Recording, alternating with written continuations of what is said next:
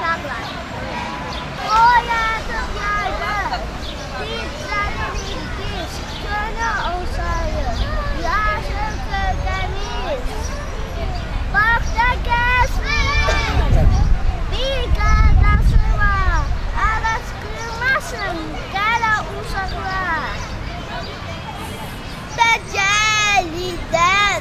Gəlin el çəkir, bacağın qış yatır, gül çiçək yəkir.